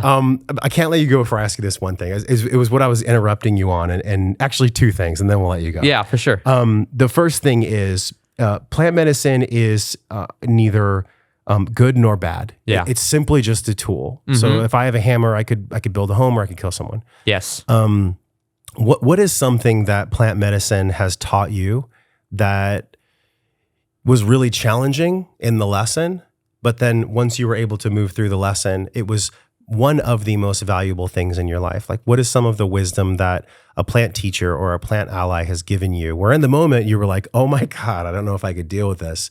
But then afterwards, you knew it was probably one of the best things that ever happened for you. Yeah, there's definitely a few things.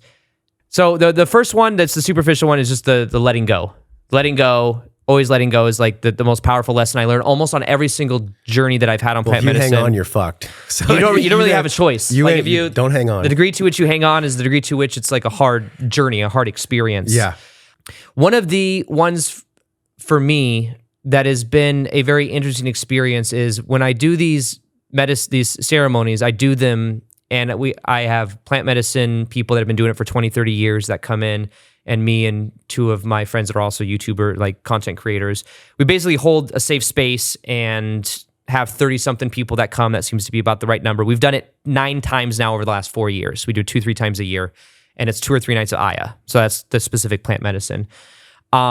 Because of what I do, and like the position that I have of people coming from my YouTube channel, I do drink sometimes. I kind of go light because just the dynamic, However, when I drink, I'm in the space with everybody.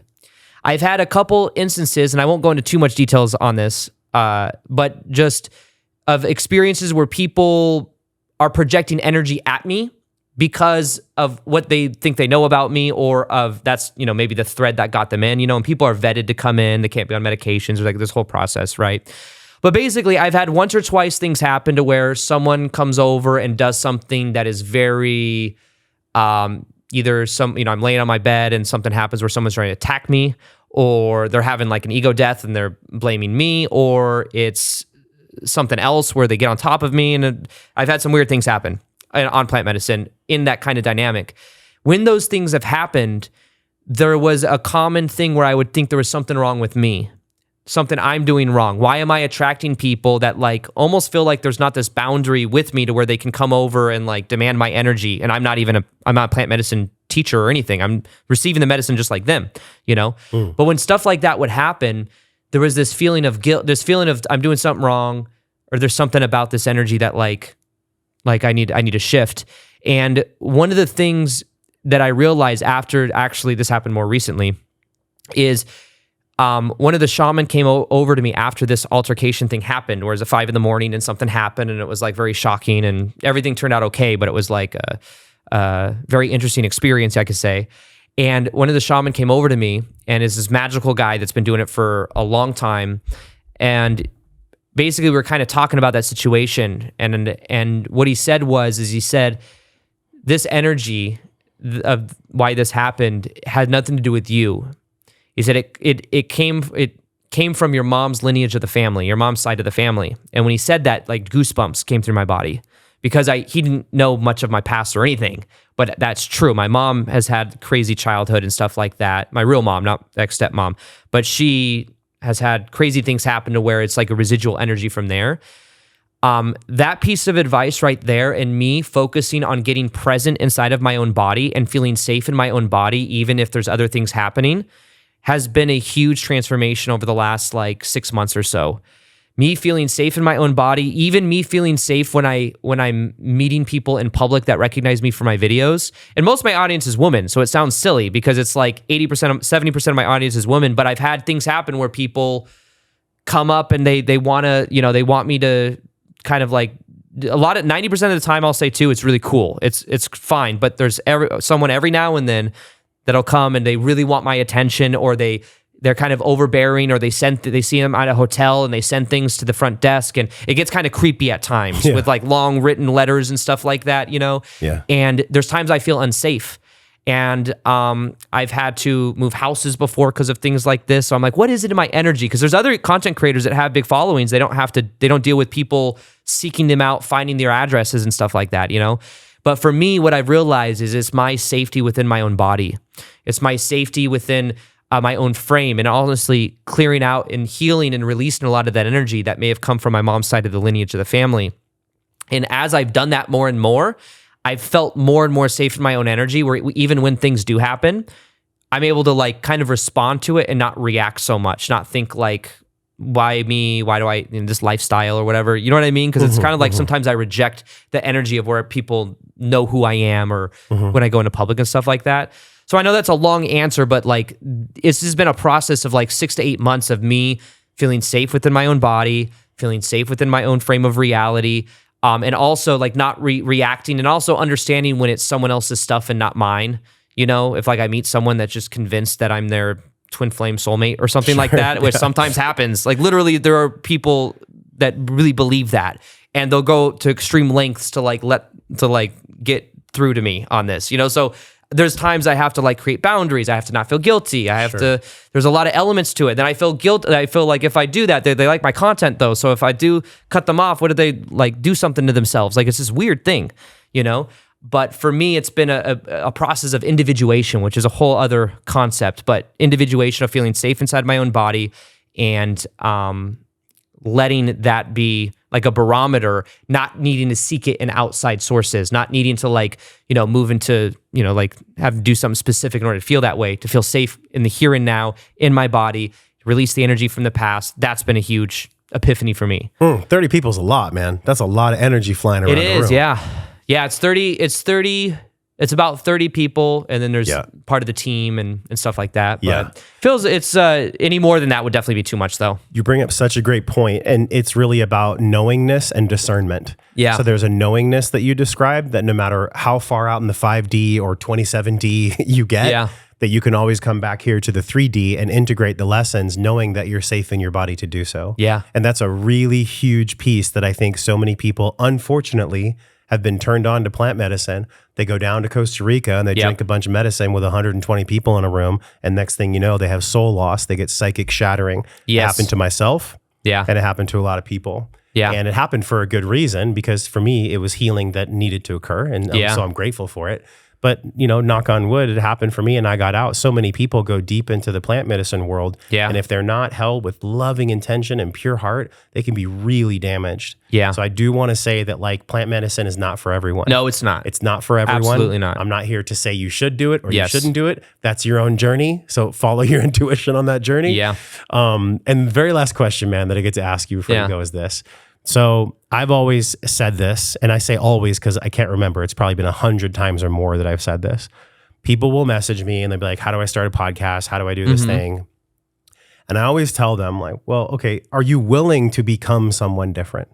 Because whether you stay where you are or whether you move into the person you want to be, you desire to be, there's going to be pain either way. There's going to be pain of you having a new version. There's definitely going to be pain sitting where you are. So I always tell them, at least move towards the thing that you desire. At least move towards that direction, because you're going to become this person who's able to see all their shit come up along the way as to why their unconscious is trying to tell them not to do it because it wants to be safe.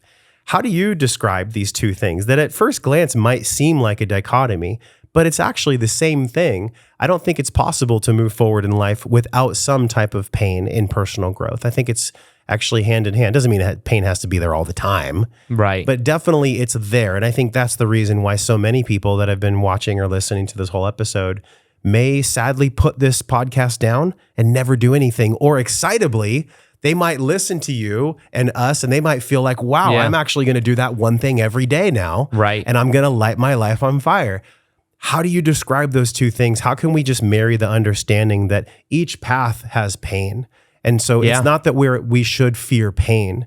What actually is the greatest thing that we should be aware of in this perceived dichotomy? Of which choose. The pain is going to motivate you either way. Like one will motivate you to stay where you are, because the pain of not having that 9-to-5 job or what it'll take to get into your passion will motivate you to stay where you are. So it's as if one form of the pain is more long tail, to where it's like you can kind of hold back and like hold in there for a while and then eventually experience the benefit. And the other one is the reverse, where on the other side of it, it's like you'll feel not even pleasure right away, but you'll feel safe and comfortable. But in the future, like 10 years down the road, that's when the pain will happen. The way I always do it, the way I live my life, honestly, in general, is I always get the hard stuff done first. So like when I do every day I wake up, I do my YouTube video. It's not hard necessarily, but I get my work done in the morning. And then as my day goes on, I enjoy life more and more. By the time it's towards the end of the day, I'm really winded down. I'm having fun. I'm kind of like enjoying and eating and all that stuff. You know what I mean? But in the morning, it's more focused, intermittent fasting, getting things done. And then I go to the gym. Cold plunge? Cold plunge right when I wake up. Oh, yeah, doing uncomfortable things. And the funny thing is your relationship to uncomfortable also changes. The pain is only in the beginning that you're getting used to something. Like I went to the cold plunge this morning, and I've just been getting back into cold plunge again because I'm back in town now and I was away from having access to it. The first couple days, it's much more challenging to where now it's like you can be in for longer and longer, but then you get a dopamine spike where you can focus on work or whatever you want to focus on for hours afterwards. So it's like this thing that you do where there's short-term pain and pressure with long tail or, like residual benefits. So the message is that one is a form of not even pain, but like the pain comes later on if you stay where you are. The pain comes with also living up to a life that doesn't feel authentic. Living when you know there's something else you could be doing or something that could be in more alignment. And knowing as well that when you do what you love, you meet other people that do what they love. Like when I had a 9-to-5 job, I always was in relationship with women that also had 9-to-5 jobs they hated. So all the girlfriends I had worked jobs they hated because I hated my job. When I started doing what I love, I then would only date and be in a relationship with someone that does what they love. So it's funny how that's a one-on-one reflection. So it could be not only if you're listening to this and you're not in your ideal relationship, that could also come with you making the choice to go after your purpose, after your passion, because when you're in the most authentic version of you, you're going to attract people into your life that are the most authentic versions of them, but you're also given a gravity to track that in because you're putting out the frequency, you're putting out the energy. Whereas if you wait and you're working a 9-to-5 job you hate or you're not that passionate about, you're going to stay in that energy. And then 10 years from now, 15 years from now, or whatever it is, you're going to look back and you're going to realize that you could have made the choice, but you chose not to. But the cool thing is too, is when I started making videos on YouTube, after about 2 or 3 weeks, it got easier and easier because it became natural for my identity. So what you think of as pain isn't even really pain. It's just unfamiliar for a little bit. And then by the time it becomes familiar, it's not pain. Like back in the day, to make an Instagram video and to put it out of me sharing something vulnerable, that could have been like a lot of pain. Because like, what do people think? All of this stuff. Now, it's not painful at all. I'm used to it. It's normal. It's natural. So realize that the pain begins to transform, and the tension, it's not even pain as much as it is tension. It's tension. But tension is what creates growth. Tension is what allows you to grow. You go to the gym, you give your muscles tension, they can get bigger. So in the same way, it's like you go through the tension, and the key is to lean in the tension instead of staying over here, not in the tension, where it's safe and comfortable and lukewarm. But if you stay there, you're gonna stay where you are, and you're affirming a reality that doesn't resonate anymore. So if you're feeling the call and you're listening to this episode still, it's even more of an alignment with lean into tension. Tension is a good thing. Tension allows you to grow, and tension is something you begin to load more and more. You get used to it, and it becomes your natural comfort zone. It becomes natural and easy. To me, it feels like a cave that, we've heard this before from Joseph Campbell, the cave that you fear to enter holds the treasure you seek. Yeah. Well, you get to look at that every day, like every day, cold plunge, recording a video, doing the one thing that scares you, whatever it is. There's probably 5 or 6 things every day where I'm just like, but I do them anyways. Right. And I always feel better after I do it because I get to the cave every day. Yeah. Every single day I'm going into that cave and I'm getting a little piece of gold every day. And so when I'm in the shitty point, whether it's doing like finances or cold plunge or sauna or whatever, when I'm there, I remind myself what's coming. Yeah. I remind myself what's coming when I'm done with the thing that's making me feel uncomfortable. Right. And that to me is the ultimate win. If we can train our mind and our whole being, man, if we can train our whole being to be like focused on what's coming after I feel the pain of where I'm at, that could change the entire world. And that's my intention with this podcast, with this conversation, is that people have heard from you and felt from you that they actually can do this. This is not something that's pie in the sky. Right. This is reality that you have actually chosen and manifested in form through commitment, through rewiring your own mindset. You are no special more than anybody listening. You might have a certain cadence to how you speak. You might have cool hair.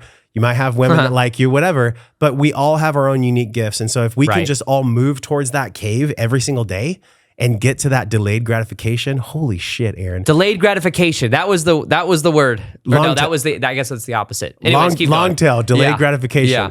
So that's really it, man. I've so enjoyed this. I'm glad that we got to sit at the Perota table from Costa Rica, by the way. That's awesome. And as parting guidance, as we say goodbye, by the way, thank you. Your team gave us a meditation that you created for us. So cool. It's on the screen now, joshtrent.com/Aaron. Cool. So that's the inner child meditation. Yes, inner child meditation. That's actually a beautiful place for all of us to start because everything, as we know, and as the 600 episodes I've done, probably 400 of them have been about inner child work. Yeah. Oh, well, the perfect alignment. So come on, yo. But anyways, as we say goodbye, how would you define wellness? This is a question I've been wanting to answer since I was a little boy, man. Since I was a little kid, I was like, what is going on with this world? Why are things so wonky? Yeah. What is this? Why are adults so mean to each other? What the hell is going on?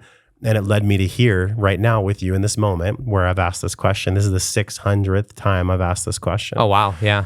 How would you define wellness? How do you feel your life is lived well? How would you articulate a life well lived? What does wellness mean to you? To me, wellness means alignment. It means alignment with the passion frequency, the energy of what my soul came here to do. I think of wellness a lot. I think a lot of my life of what I focus on is very spiritual. So there is the physical body obviously is a reflection of that wellness as well. But living in alignment with my, I guess you could say, highest vibrational self, and everyone living in alignment with their highest vibrational self is about really like what lights you up, what gives you energy to do, what adds value to other people. Wellness is a balance of that awareness of what that is for you, and then living according to that credo, living according to that that inner knowing and choosing it for yourself. I think wellness is something that you can choose for yourself as you break out of the unconsciousness of however maybe you grew up or whatever patterns you adopted.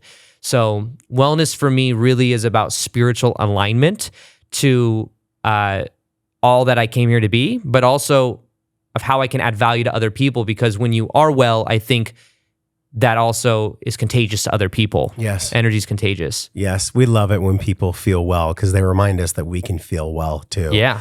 Right? Energy begets more energy of the same source. So, dude, it's been really amazing. On your YouTube channel, it says Down to Earth Spirituality, and it says that on your website as well. I could not say anything different about you. Like, this is very down to earth. There's a lot of woo and a lot of esoteric concepts in spirituality. So making it practical that everybody can use. I hope that y'all share this episode with every single human being. Maybe it's your mom, your dad, your brother, your sister. I don't know. Just share this thing. If they've been kind of turned off by the bullshit woo-woo out there, and they want something that's way more practical. So from my heart to yours, and for both of us, until we see you again, we're both wishing you love and wellness. Talk to you soon. Hey, thanks for watching this video. If you love this video, hit subscribe. That way you'll be automatically notified when new videos come out, new episodes, and also share this video with a friend. If you loved it, they're gonna love it too. Check out some of the videos on this screen that are perfectly curated based on the video you just saw. Make sure you follow me, and I'll see you in the next video.